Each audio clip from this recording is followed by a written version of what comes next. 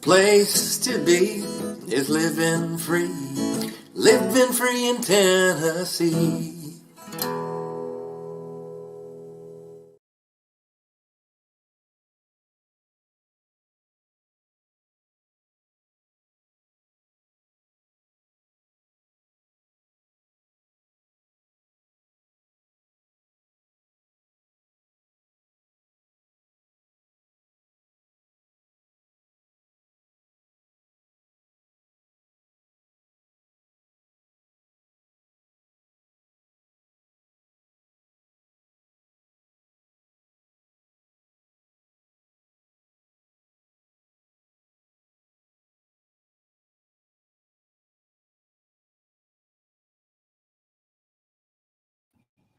Is that better if I'm not muted? Does that work better?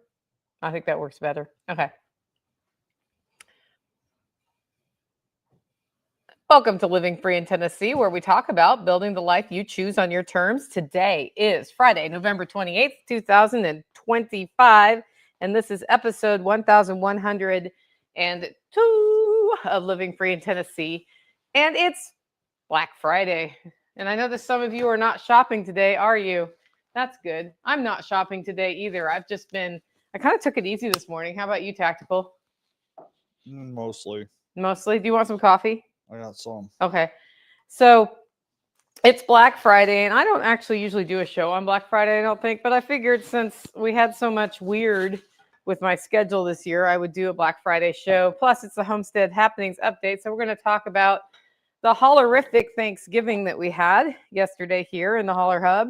And we're going to talk about the most stubborn you I have ever met and whatever else is going on in the homestead. So we've had, as much as I was taking it easy this morning, quote unquote, that just means I didn't get straight up and roast coffee out of the chute. But, I just spilled coffee on my leg though. But we did get some stuff done on the homestead. So this is not your coffee, is it? No. Ooh, yeah. Disapproving looks of my coffee. That's not my coffee. So, do you like Holler Roast better than this? I don't know what this is. It's a really high-end coffee out of Central America. I mean, I'm not saying it's bad, but it's a medium roast too. So you usually drink a dark roast. It is not what I was expecting. Did you guys see the look on his face? This is not your coffee, is it? So anyway, that's what we're going to talk about. If you guys have any questions or comments, if you want to hear about something we're working on here, just put the word question or comments in all caps. We may get up and bummel around while I have battery access for the mics to work, but apparently the cable I had to hook up my mic to my computer and the adapter are not working together today, so I'm going through my recharge port. Yeah, you were nice and were trying to make sure they had audio while I was doing something more important than getting coffee. He was getting coffee. I was like, that's why I already had If we coffee. start 5 minutes late, Facebook will tell us to pound sand. Pip and I says Home Depot had a good deal on rigid 8-bolt tools. Nice. So I don't know why it was muted on the way in, but life goes on. Yeah, so we're going to talk about all of those things and more. I do want to talk about our featured event of today's show, which is the December 20th LFTN Christmas reception. It's going to be right here at the Base Camp Lodge, and it's going to be fun. That's all I haven't actually ever roasted a whole lamb, but I have roasted a whole pig, and a lamb is smaller than a pig, so I'm sure that will be fine. We're roasting a whole lamb just because I want to roast the lamb and not have a lamb in my freezer with its legs sticking out. Yeah. I feel like maybe I should tell the butcher next time to make it. Yeah, fold it in. But it is kind of fun to move that lamb sickle out of the way every time I need something out of that chest freezer.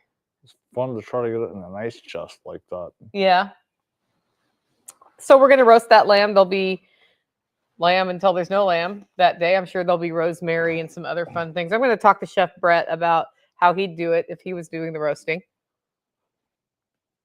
And then the way we do this party is everybody just brings a finger or something to share. It could be homemade chocolates you made or cookies or little jalapeno poppers or deviled eggs, or it's like an appetizer-y sort of thing. And what that does, we just put them all out, and everybody just eats whatever they want and drinks whatever they want, and we have fun and we hang out, and we put handmade ornaments on the tree. What else do we do? Talk, hike, look at things. It scales, which means that if 5 people come, it's fine. And if 25 people come, it's fine. We usually have about 20 people at this one every year. It just depends on who's available. Remember that year that it got to like -5 and nobody came except for Holler people? Maybe. Yeah, there was one year the Eversoles were here and it was going to snow. And then it also got super cold, like pipe freezing cold. That was fun. So we just had a Holler neighbor party, but I had all the food because I'd already cooked it the week before. Well, yeah. So anyway, that's all we did for the next 2 weeks was deal with the fact that that party got frozen out. I'm sure I was dealing with everything being frozen. Well, and things were freezing more worser at that time. Anyway, that event, December 20th, starts at noon, ends at 3. Some people linger on a little bit longer. Lights of Long Branch, I think, has their last day that day down the road from me, which is it's like you drive through the campground and you see the Christmas lights, $15 a car. That's a pretty fun little thing to do on the way home. And you can sign up at livingfreeintennessee.com. And if you go to livingfreeintennessee.com and scroll down, you'll just see the LFTN Christmas reception, and that's how you do it. All right. Do we have some sponsors to thank?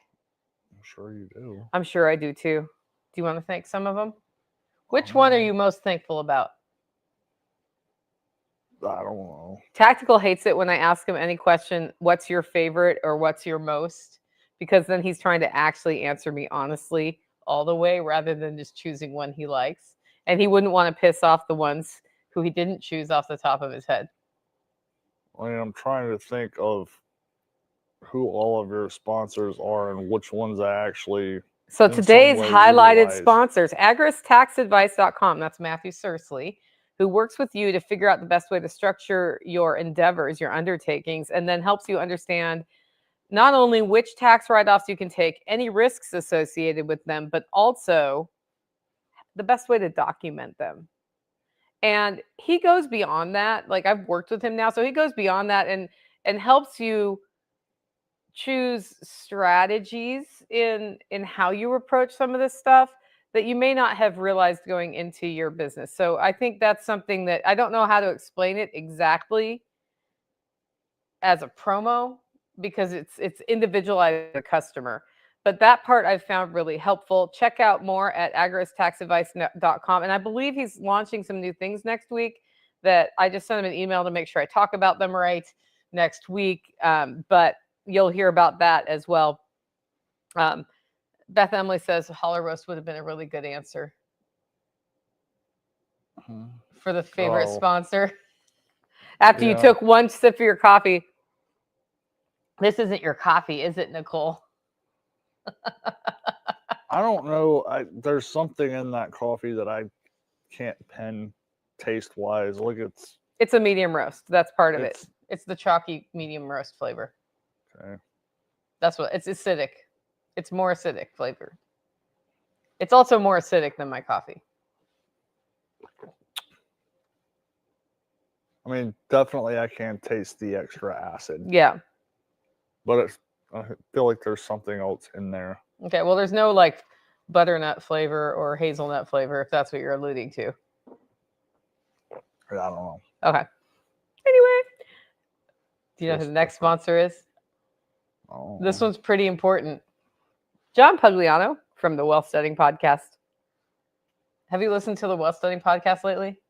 No. Nope. You need to get back on that. You know why? Because they're really small episodes. And by listening to how he's making decisions and how he analyzes things, you can learn a lot about your own money management decisions.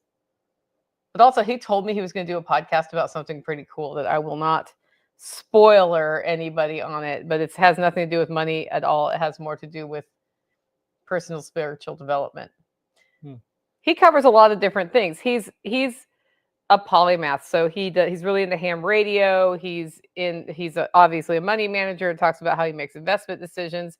And he's built his success by going the opposite direction from how the news media tells you to go. And that's been really helpful for him. Or knowing when he needs to go the opposite is probably the better way to say that. But he does not really weigh that into how he makes his decisions. He looks at actual data points. And he's been building his son into the business for the last few years, which is pretty cool.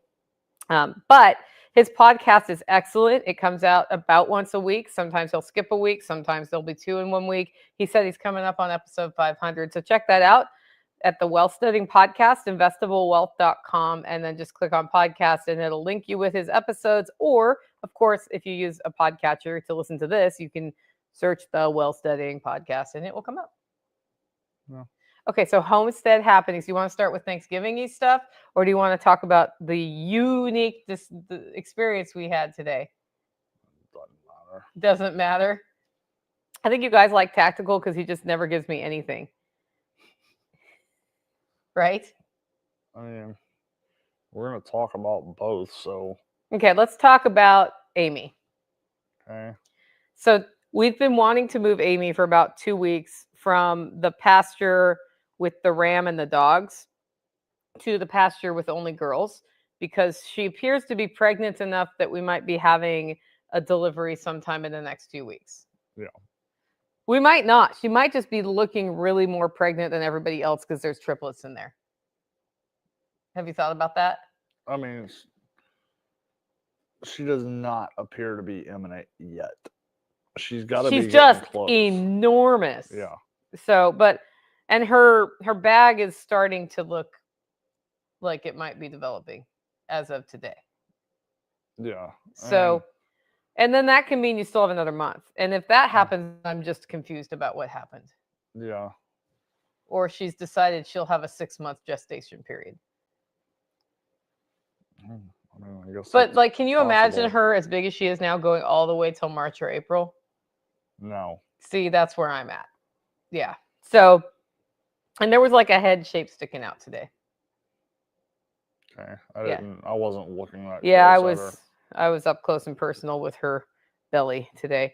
So we haven't done it because it's a 2-person job. And then he keeps moving the sheep further and further away from where we want her to be. And so it becomes a harder 2-person job every time they move further away, right? Yeah. Yeah. I find it interesting they're going to end up basically in the same paddock at Christmas that they were in last year at Christmas.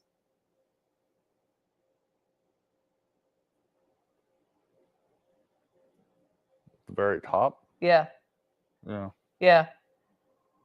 Did you plan it that way, or did it just accidentally happen? So we went up there, and then, of course, we had to ride up the steepest part of the pasture that I don't love riding up on the 4-wheeler. So he didn't even warn me about that. He just went. Did you do that on purpose? To an extent. Or did you not know you were going to be blocked from the other way up?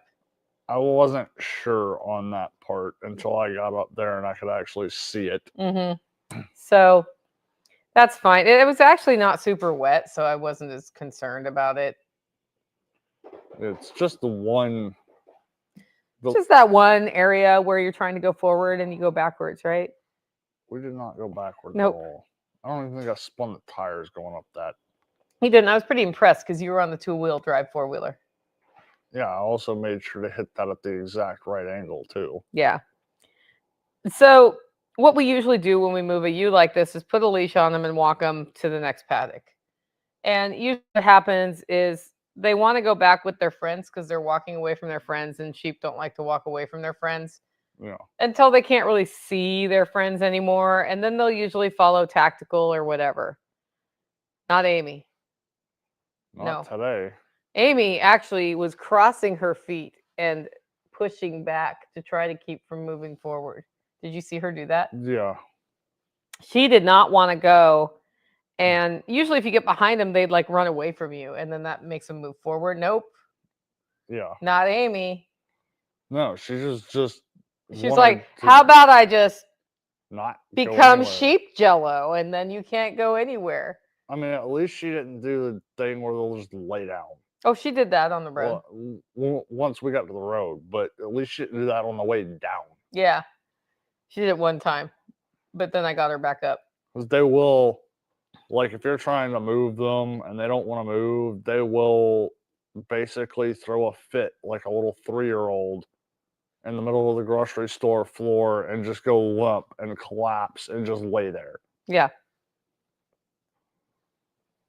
So So, between the two of us, we walked her down the hill, actually pushed her from behind, sometimes both of us pushing to get her to take a step at a time.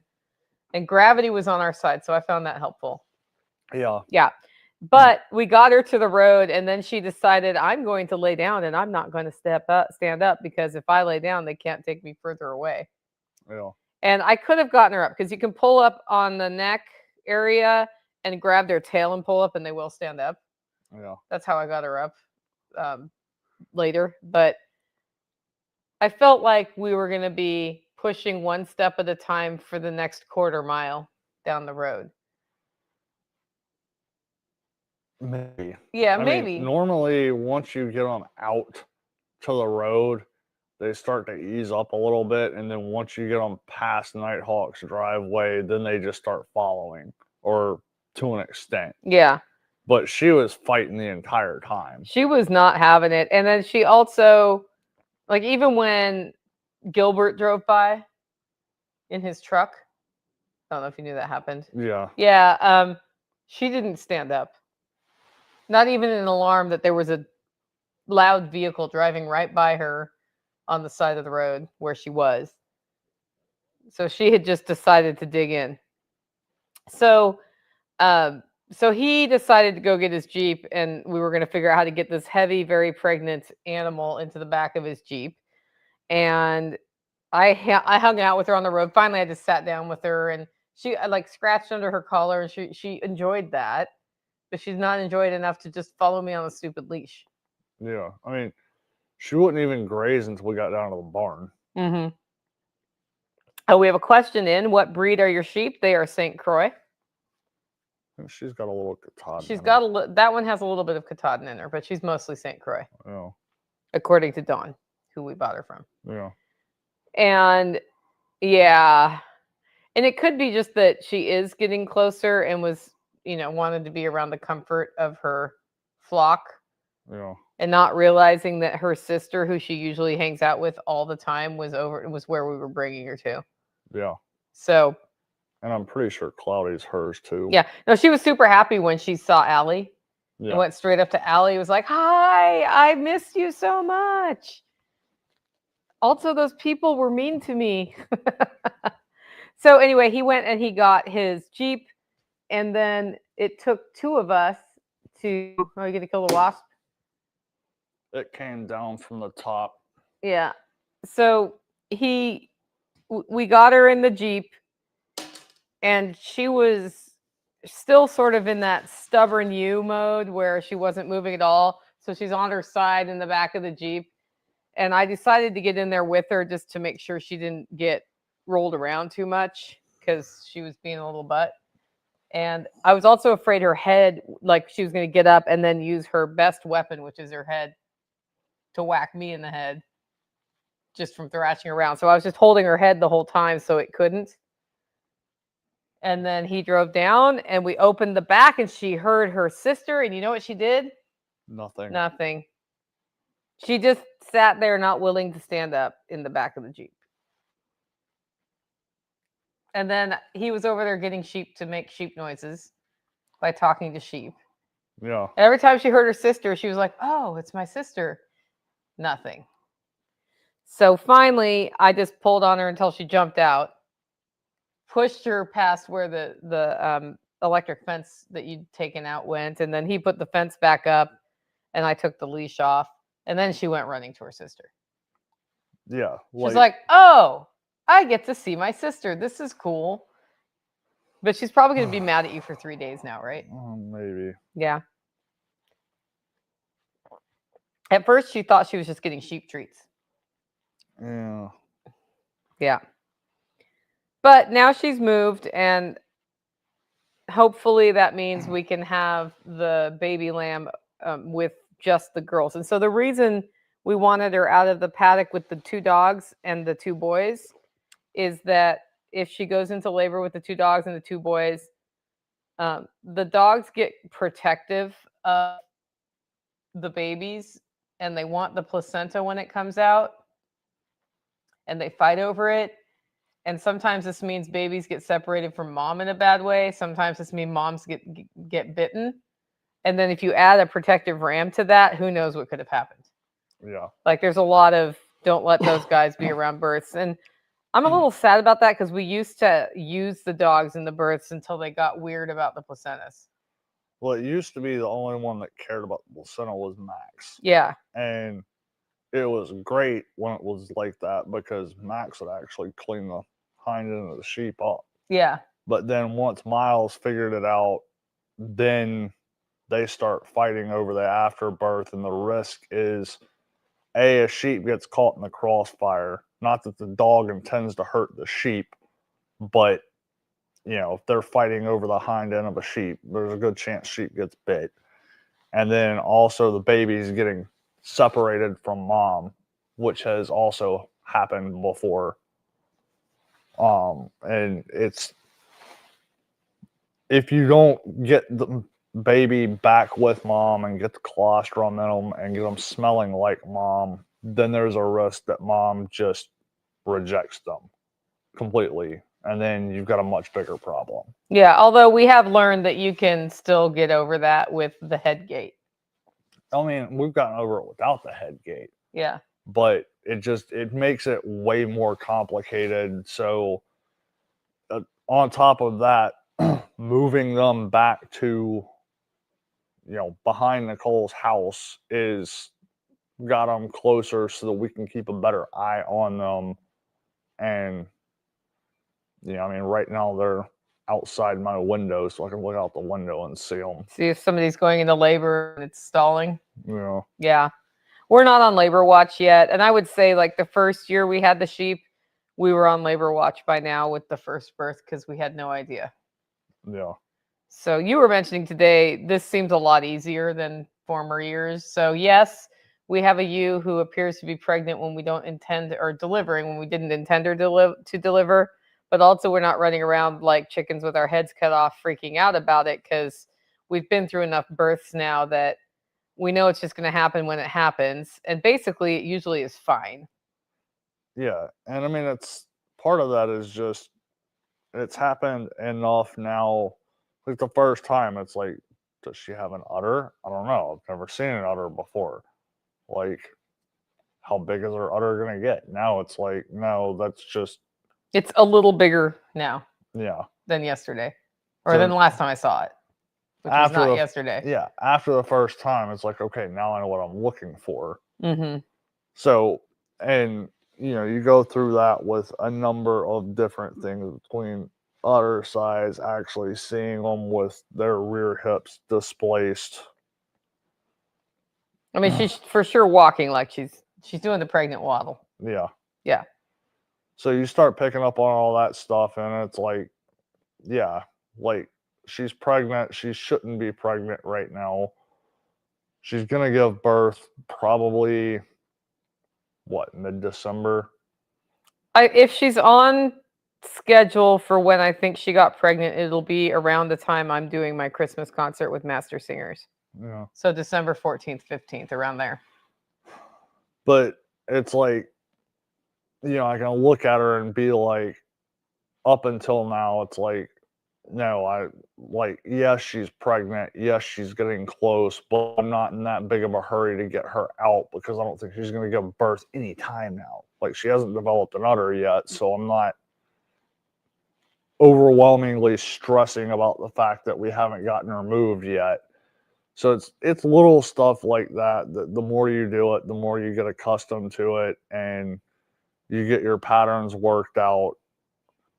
And it's like, I mean, today, okay, she was not wanting to move, which normally would work, especially with her. And so it's like, okay, go get the Jeep. The only problem with getting the Jeep is getting her into the back of the Jeep. I wonder if we have a better way to do that in the future. If we can make something. What? like a ramp or a lift. Oh, I don't know. Yeah. If she wasn't pregnant, that would have been a different story. Yeah, it's like you don't want to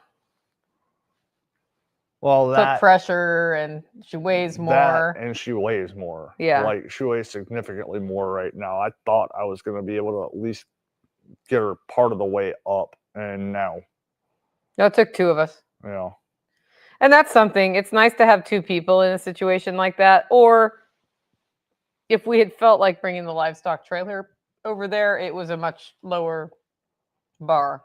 yeah. You just didn't feel like getting it. I just did not want to try getting the trailer out of the back of the yard Yeah. and then possibly getting stuck in mud or whatever else, and then another problem to deal with. So I was like, I'll get the Jeep. Yeah. Does the Jeep have a hitch? Not presently. I'm working on that. Maybe we should put a hitch on that. You know who has a welding shop? Yeah, I know. In Smithville, Tennessee. If anybody needs a welder in Smithville, Tennessee, we know a good one. And we've used him before. He was working a full-time job elsewhere, and now he's just doing the welding shop full-time. And that's, it probably doesn't hurt him to get more business. So yeah. So that's the sheep. Thanksgiving yesterday, we had not a bunch of people, but a family we've been having Thanksgiving with for several years at their house came over here. My friend Jen, who I've been having Thanksgiving with most of the time since I even moved to Tennessee 18 years ago, came with her son, and he hadn't been out here in 3 or 4 years, really. Yeah. So what else? Who else was here? Oh, our neighbor next door, who not quite next door, but close, just down the road, came, who we haven't really gotten to know him well. It was fun getting to know him. Yeah. Yeah. He fit right in. He did fit right in. And then the Eversoles came. And I think for me, that was one of the easiest Thanksgiving meals I've ever cooked. Yeah.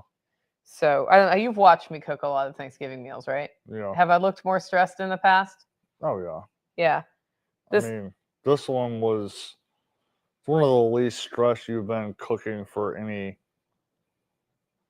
not just us type of thing. Yeah. I think it helped to have my mom in town, and she baked bread, and I didn't have to bake bread or feel like I should bake bread. And I haven't baked bread since this time last year because we stopped eating bread.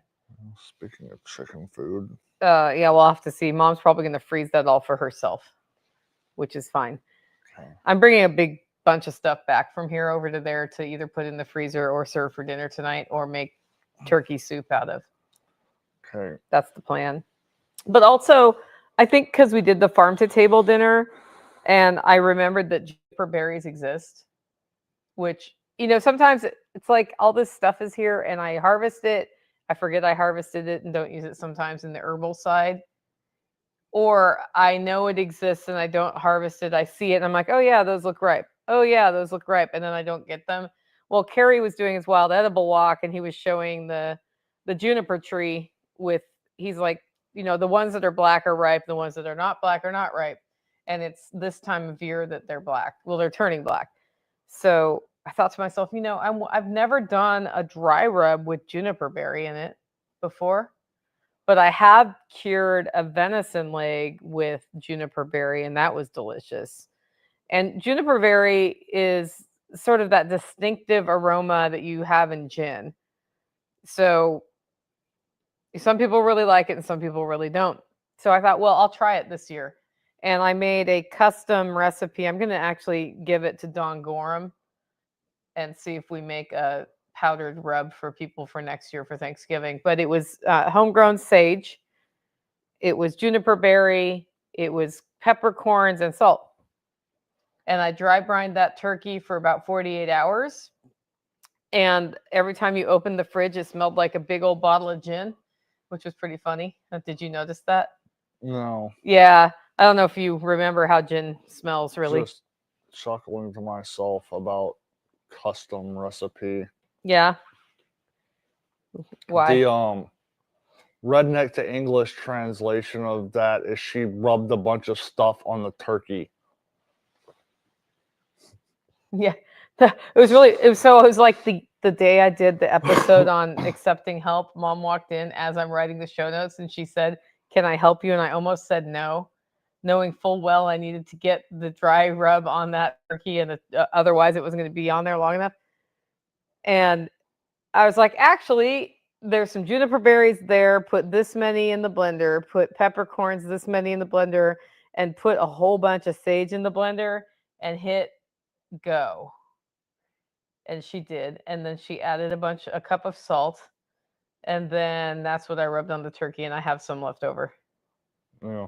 But it was delicious. I think that was the best turkey I've ever cooked. I don't know if it's the best one you've experienced that I've cooked, but I think it's the best one I've ever cooked.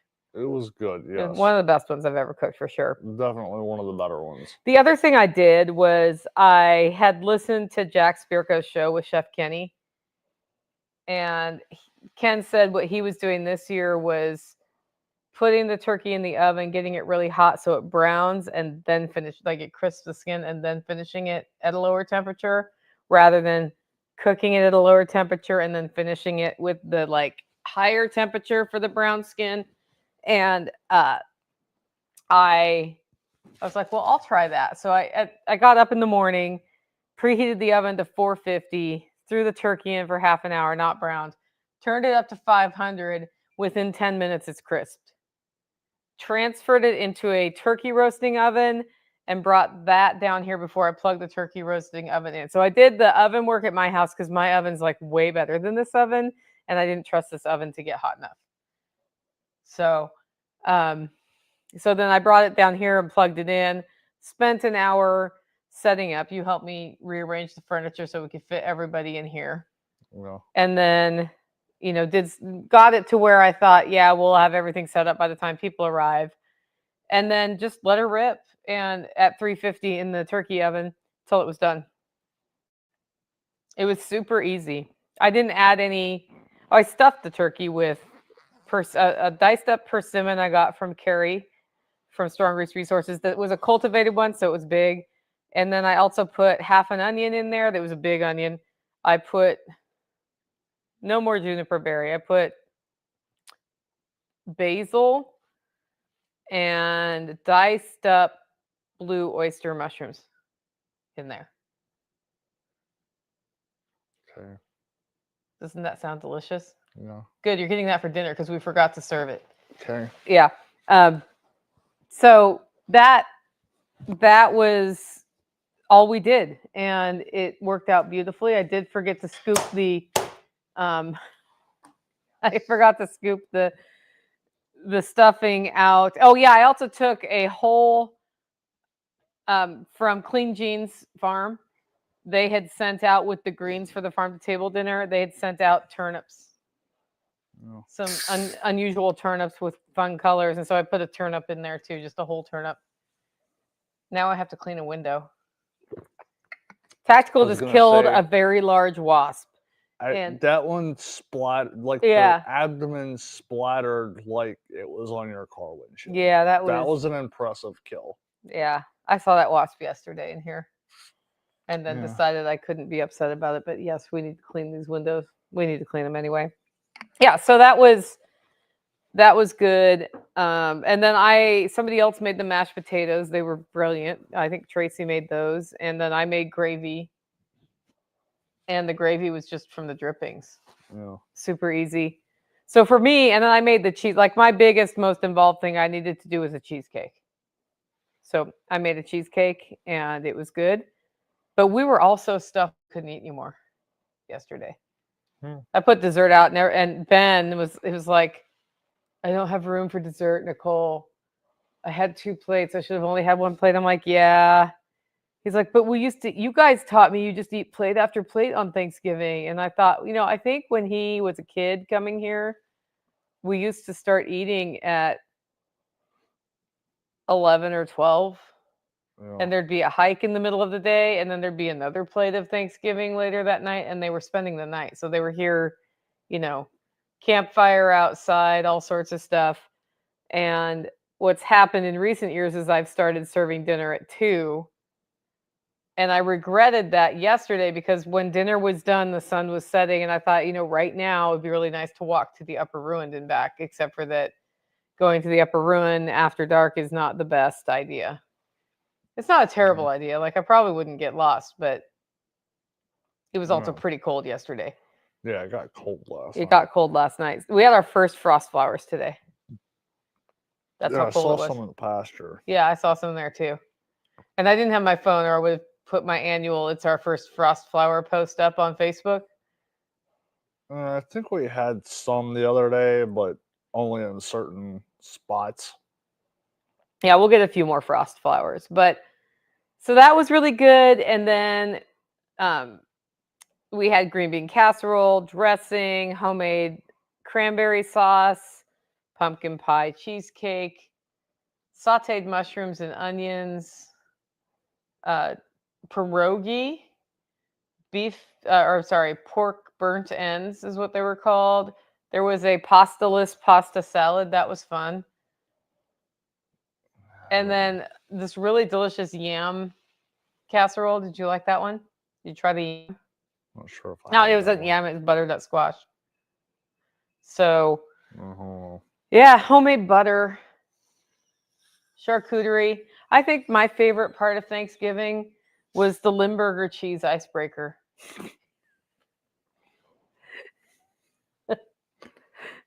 Now, this was not a planned thing, but I had some Limburger in my fridge left over from the cheese class. Because, it's kind of fun to teach people about cheeses that maybe they don't find approachable, and then we could pair it with flavors that would make it taste better. But Limburger is one of those cheeses. You're either going to like it or you're going to hate it. It kind of tastes like toes smell, that's the best way I can explain it.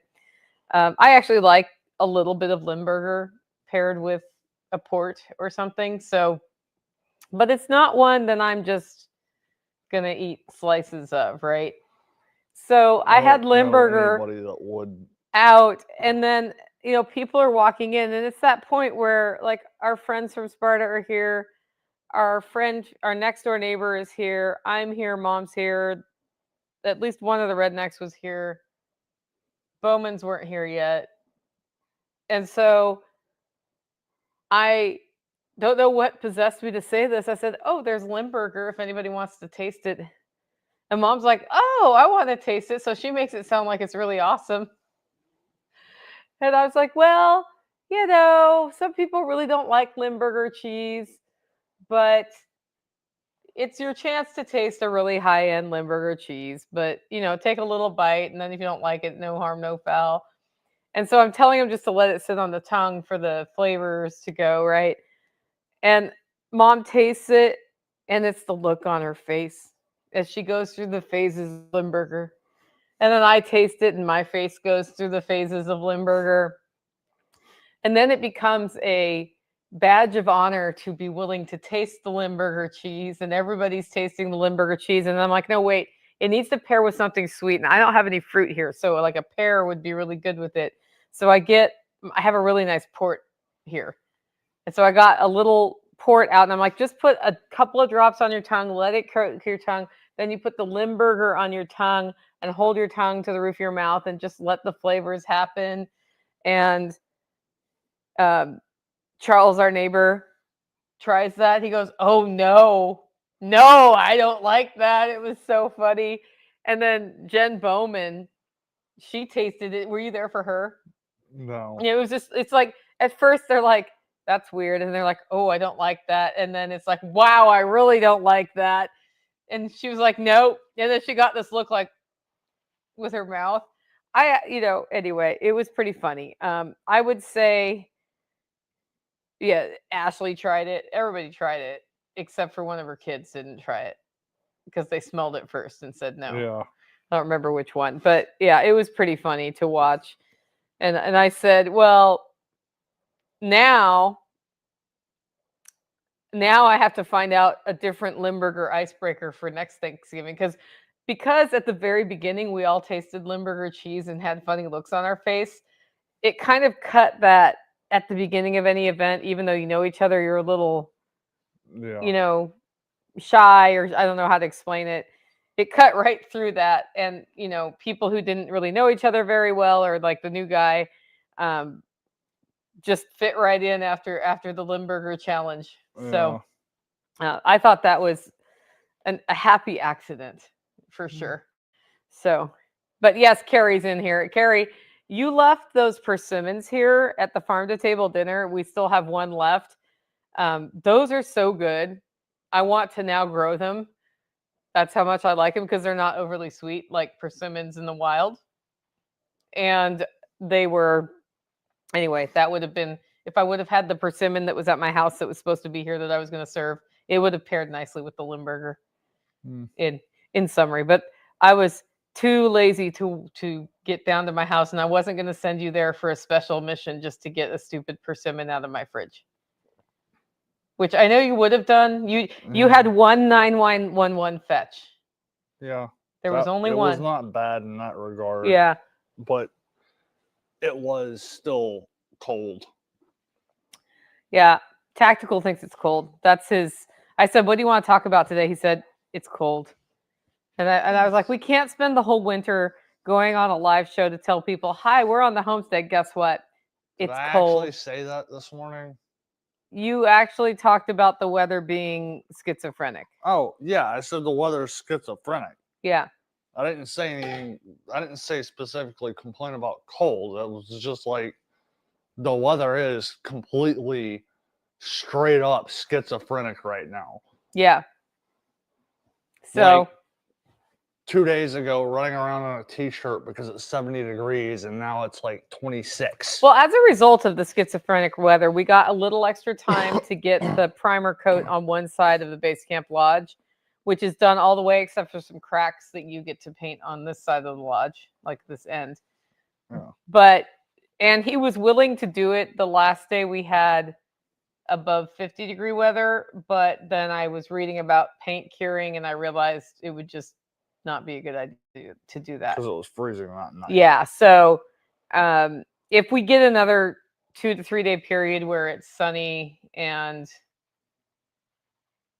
not going below 50 at night, then we'll re-engage on that. Yeah. And I'll probably at least get the flat part of the deck stained if that happens. Because that would only take me about 2 hours to do that part. It's the stupid railings that take me forever. Yeah. So, yeah.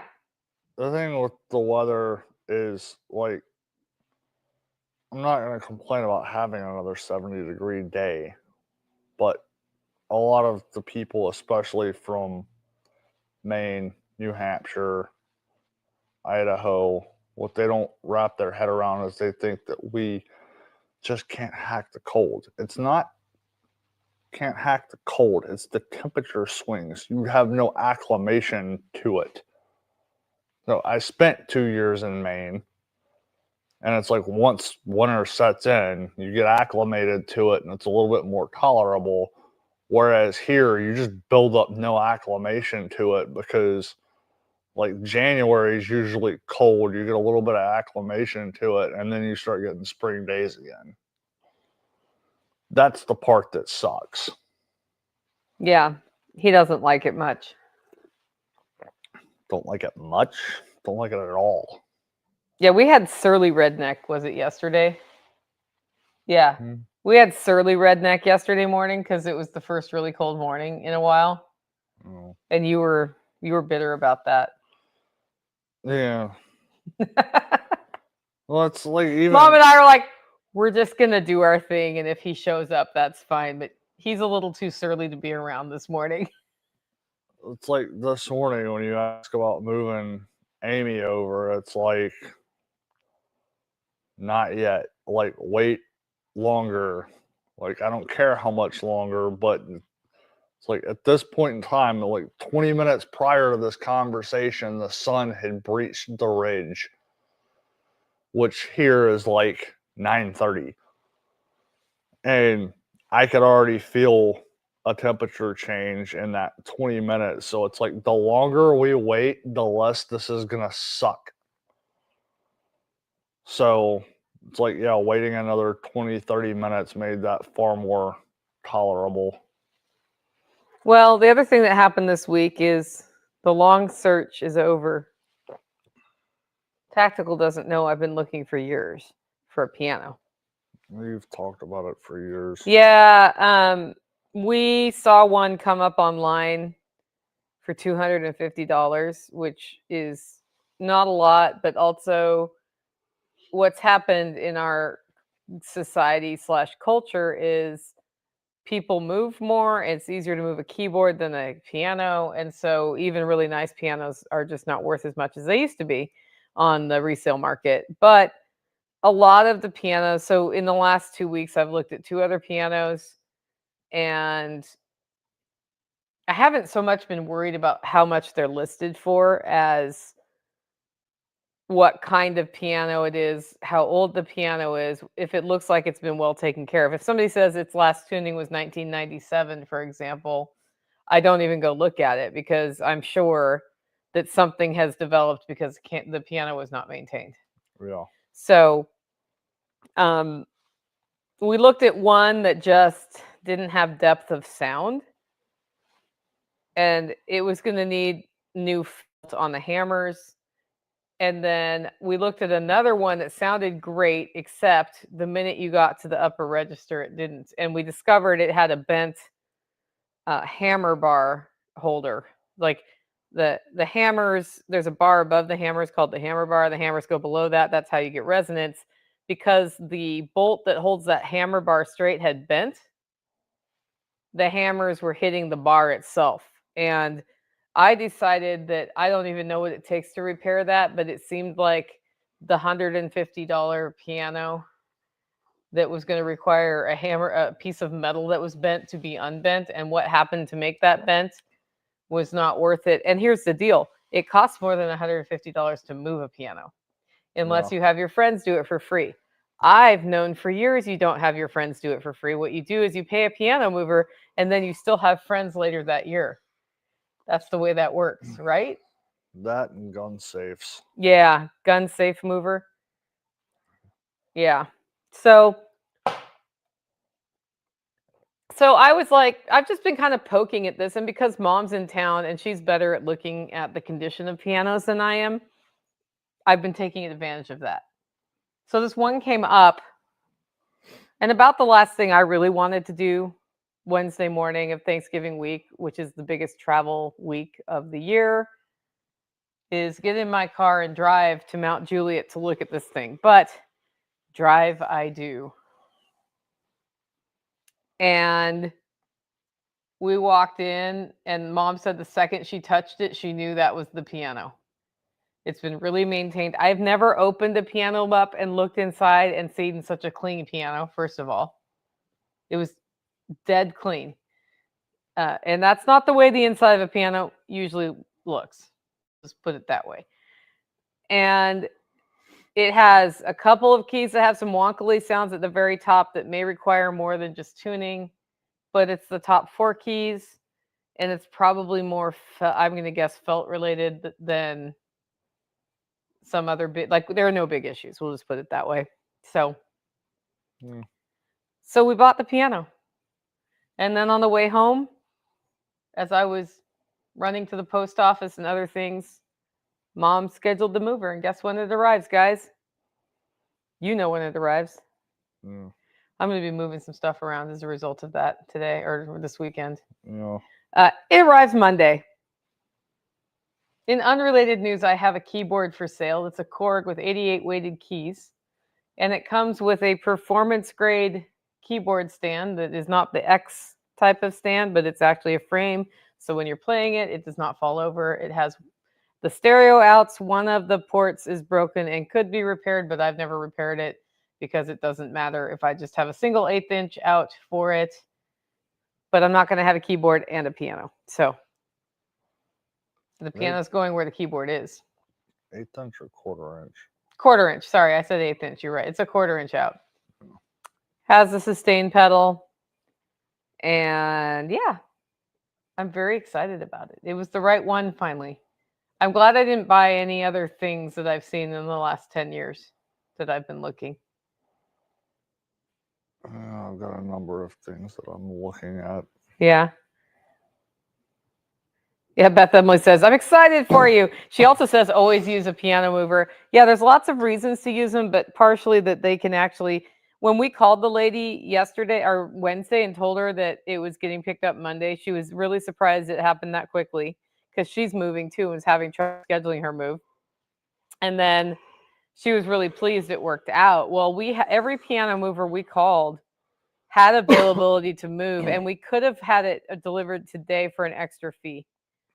And I just didn't care that much. Oh. It was already more than the piano to move the piano. So the next thing that'll happen is I need to find a tuner that will come out here and tune it.